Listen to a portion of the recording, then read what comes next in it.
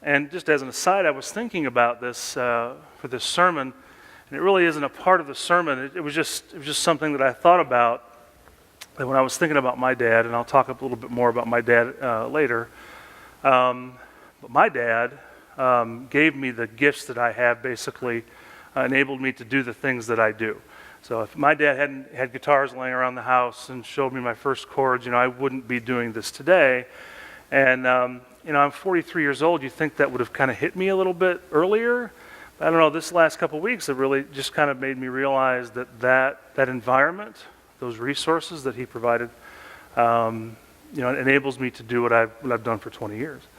And thanks to dads this morning. Speaking of my dad, when I was 3 or 4, I think I had to have been 3 or 4, my dad bought a Silverado truck. And boy, I thought this was the coolest truck. It was silver and light blue, and I still remember what it looks like to this day. And I remember the whole thing for some reason. It has to be one of my first memories, I think, full memories. And I remember going to the dealership and sitting, and it took forever to sign the paperwork, and just seemed to take forever and ever. And then when my dad finally got the truck, and he picked me up and put me in the seat, in the bench seat, it just looked like a spaceship.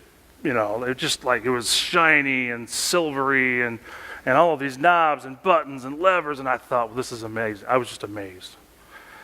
And so I sat there, and my dad was still talking to the dealer, and they were chatting and stuff. And then my dad must have seen that I was getting bored, and he put an 8-track tape of Elvis in the 8-track player, and that blew my mind.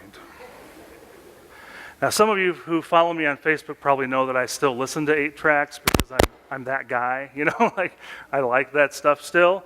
And I still have that 8-track that my dad put. It was Elvis live at Madison Square Garden. He put that in, and I thought, you can play music on a tape in a truck? Apparently there wasn't much going on in our small town. This was really impressive at the time. I don't know. And so my mind was blown. This truck was amazing to me. And it wasn't long after that I remember my mom and dad taking it to get it washed. It was kind of cold that day, I remember. It's one of the few memories I have of my mom and dad together. They got divorced when I was 8 or 9, and so I don't have a lot of memories of them doing things together, but this was one of them. And I remember sitting in this awesome truck. I love this truck, and my dad and mom were out washing the truck. They were in one of those car washes where you have to spray and scrub and all this stuff. And so I'm sitting there, and I loved to do this when I was a kid, and I'm guessing a lot of kids do. When you find something that's mechanical that has buttons and knobs and levers on it, you pretend like you're flying a spaceship. And in my mind, I was flying the Starship Enterprise. I love to do that, And I started messing with the heater, and started doing all this stuff. Now before my dad shut the door and started washing the truck, he said, "Now listen, son," as Dad say, "do not touch this right here." And it was the shifter. It was the gear shift. Do not touch that, because the truck was running, and because it was kind of cold outside. They wanted the heat on, so I kept warm. And so I said, "Okay, Dad, I won't do that." And so I'm messing with all of the levers, and my spaceship's flying, because with all the water that was cascading around the truck, it looked like it was flying. And in my 4-year-old mind, like this is where it's at. So I said, but this ship is not going quite fast enough. I know what'll make it go faster. Man, I pulled that shifter level down to drive, and the truck started going, and I remember seeing my dad through the water, like, ah, like his face just went, ah. And he opened up the door, and he slammed on the brake. I said, "Don't ever do that again." And he shut the door, and put it in park, whatever, I don't know. Fixed the situation. And so I remember sitting in the truck, and it's kind of a weird thing for a 4-year-old to process like this, I guess. But I remember thinking, yeah, man, this could have been really bad, because at the edge of the car wash, right after you pulled out, was the 4-lane road that went through the center of our town. And so that truck would have went right into all that traffic if it hadn't stopped. And it actually clicked in my head. I actually finally got that this was really a bad thing to do. And it's a great illustration. And what we're going to talk about this morning is nothing earth-shattering. But as believers, this is stuff that I think, constantly need to be reminded of because we miss this so much. Is that my dad knew something I didn't. It's a pretty simple teaching. It's not a very hard thing to understand. As parents, as people who, if we've been involved with kids at all, we know that kids don't always listen to us. Big gasp. Shocker, I know. Our kids don't always listen to us. It's crazy. So we know that they don't always see the wisdom in what we're telling them.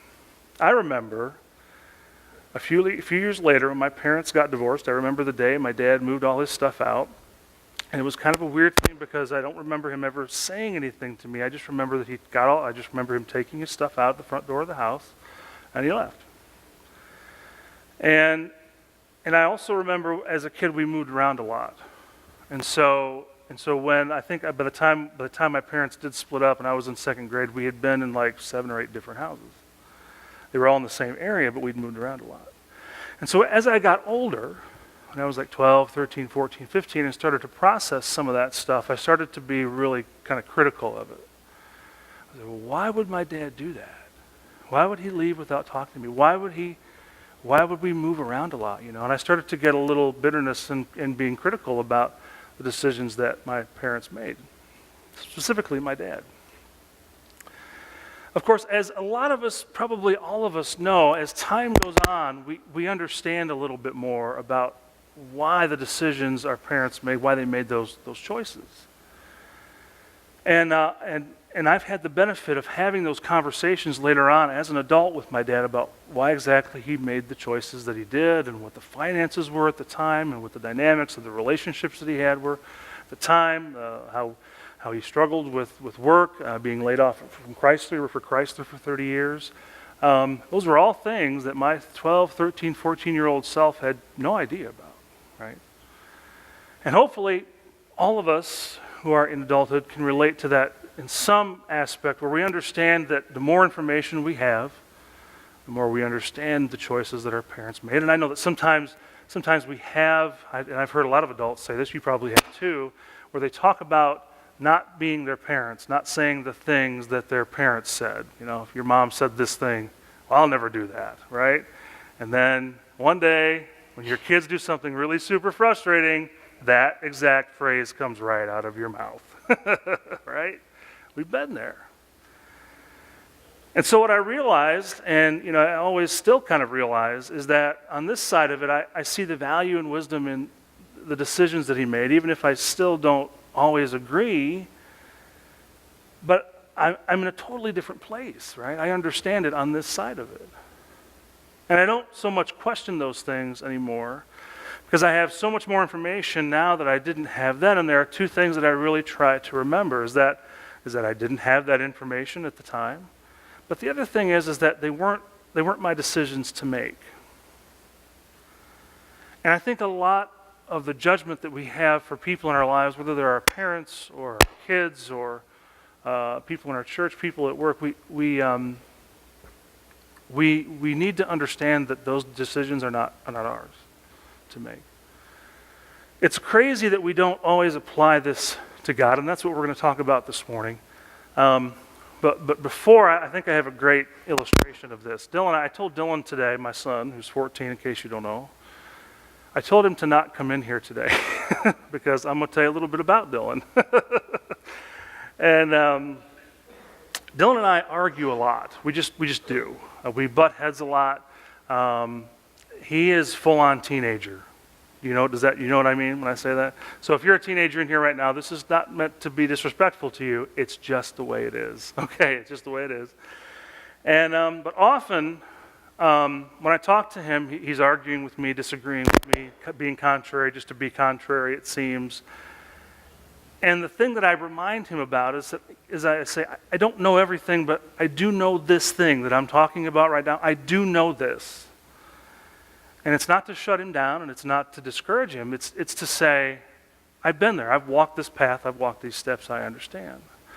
And it's infuriating to have someone keep arguing with you when you are talking about something that you have experience with, Whether it's your kid or a coworker or a family member or a spouse, you know what I'm talking about. When you've had interactions with people who are telling you stuff that you know, especially if maybe they're not quite right. I mean, he tells me where to drive. That's the first one that really kind of grates me, right? He also tells me how to drive. And then I remind him, you don't even have a driver's license. I've been driving for 25 years. I've been driving almost twice as long as you've been alive, right? He tells me how to mow. And I say, I taught you how to mow the lawn, He tells me how to fix my car. He tells me how to do the dishes. He tells me all these things. And understand, these are conversations that he and I have all the time. I'm not saying anything that he and I haven't talked about. And this I have come to understand from what I've heard anecdotally from other parents is that this is not uncommon with teenagers. In fact, Summer has this magnet on our refrigerator that her stepmom had on the refrigerator, right? When she was growing up, and it says, make sure you ask your teenagers now while they still know everything, I'm like, wouldn't that be great if it was true? Then I would just go to Dylan. I would say, Dylan, please, I beg you, please infuse me with this wonderful wisdom that you have, Now imagine, and this is kind of a weird thing to say because we're encouraged to not do this, I suppose, but in this one scenario, I think it'll be okay. Now imagine that you're God, and you're talking to your kids, which is everybody, right? Everybody who has ever existed, right? And because you're God, you do know everything, You're like the actual realized teenager. You do know all of this stuff. And all the people that you've actually made all of these people. Like you know them down to the subatomic particle, the quarks, If Sean was in here, our guitar player, he works at Fermilab, he would know. He knows all of that stuff. Well, God knows all of that stuff and how all that stuff is arranged. And each individual person in this room and each individual person that's ever been created, because he made them. So he knows, right? He knows your thoughts. He knows your innermost being. He knows all of that stuff, and we know that. This is not anything new. But imagine being that parent and having your kids live like they know better than you. If you are a parent, you know how grating this can be sometimes. So imagine if you're God and you do really actually know everything, and that your kids are like, nah, I don't think so. I'm not doing that. I'm going to do this thing over here that I want to do, right? One of the most common things that seems to plague Christians is that we forget. We just have bad memories. We forget that God knows, and he does. He's not surprised. He's not surprised by our suffering. He's not surprised by our sin. He's not surprised by our joy. It doesn't mean that he doesn't share in those things, but he's not surprised by them because he's seen these scenarios play out millions of times. During the course of this sermon, I want you to think of something that maybe you're going through or have gone through in the past. And as we talk about these things real quickly here, I just want us to kind of apply what we're talking about to that situation. And I think sometimes we place this distance between us and God because we feel like he's not listening, or because of his holiness, or because we feel like, because he's so powerful and we're so not powerful, that there is some kind of distance we place in our own minds between us and him. But we ought to know that we have a direct relationship with him. There is nothing in between. And it's kind of like Adam and Eve hiding from God, right? That seems absurd to us when we read the Genesis text. That seems odd to us. Why would they hide? Don't they know that they really just can't do that? And yet I don't think that we're immune to that either. Looking back at the choices of my parents, I now realize that they had information and life knowledge that I didn't. Those choices weren't mine to make, as we talked about. But I don't always remember that when it comes to God. And that's the other part of it. Is that if we look into somebody's life and say, I wish they had done this other thing, wish they had picked this other choice, but it was their choice to make as an adult, it's their choice. We forget that the choices that we make are not ours to make. The job choice, the spouse choice, those choices, you don't get to make them. right? And so we act like, well, we're adults though, so we got this, God. We have enough information. I mean, it's great that you want to help. It's good. I appreciate it, but I got it, right? It's a pretty simple teaching, and it's a lesson we seem to need to learn over and over. That God knows what we're going through.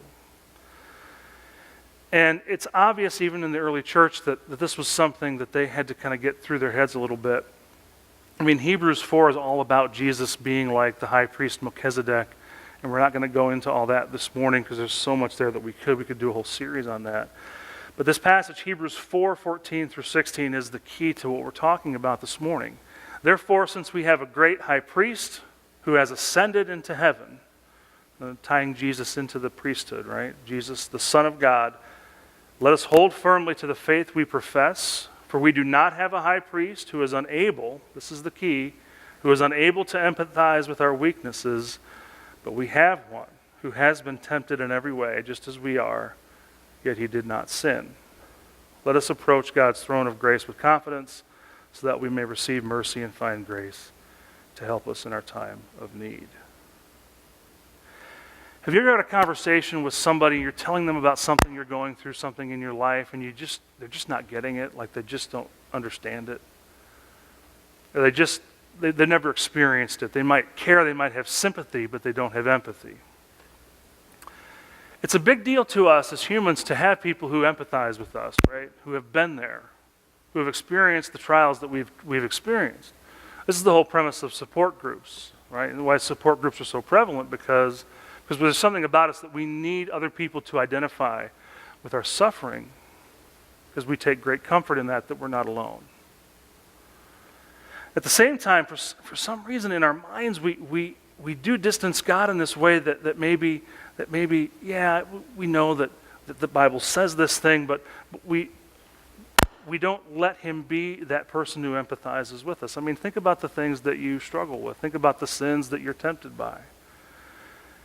We think Jesus is so holy that we think that we would never put him in the same category as us, as having these things in front of us and being tempted by them. But that's what it says, right? He's been tempted in every way. He's not unable to empathize with our weaknesses because he's been there. And so all that stuff that we've gone through, he's been there. It's not new to him.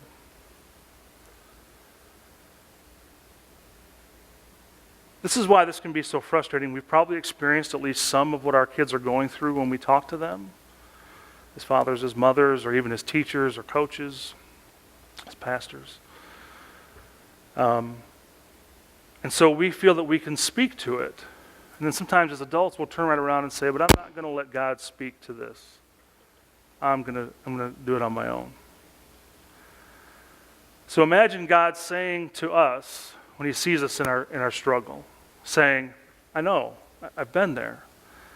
I made you. I know how you're supposed to function. I've seen suffering. In fact, I've experienced it. I've experienced it because my spirit is in you. I know it. I even watched my own son die.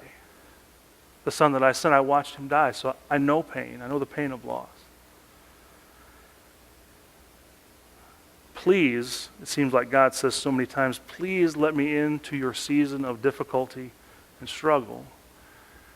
And we say, no, I'm good.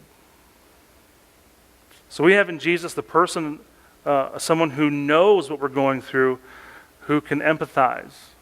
When cancer hits, he knows. He's been there. For couples who struggle with infertility, he knows. He understands. Losing a family member, he definitely knows that. Wayward children, if you're a parent and you struggle with your children, boy, has he ever been there. Like literally billions of times, right? Our God knows our struggles. We cannot live like he doesn't. And the other crazy thing about this is that, and this is, to me, this is a great illustration because I'm not very mechanical. You know, I try to be, I try my best. But when I'm working on my car, I'm working on something at home, usually it ends in a phone call to my dad. Dad, what's the deal with this? You know, and the other, it might have been a few months ago, I actually FaceTimed my dad, and my dad's not a big tech guy, so this was a big deal.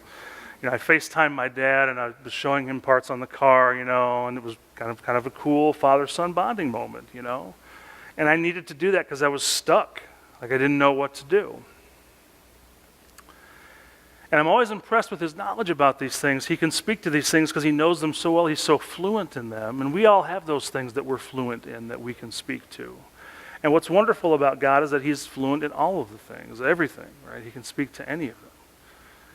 And when we see others going through problems that we've experienced, we feel that we can say something into that situation, and yet we're not always willing to allow God the same courtesy. And when we deny God that opportunity, we are in essence saying, I know better. I know better than you.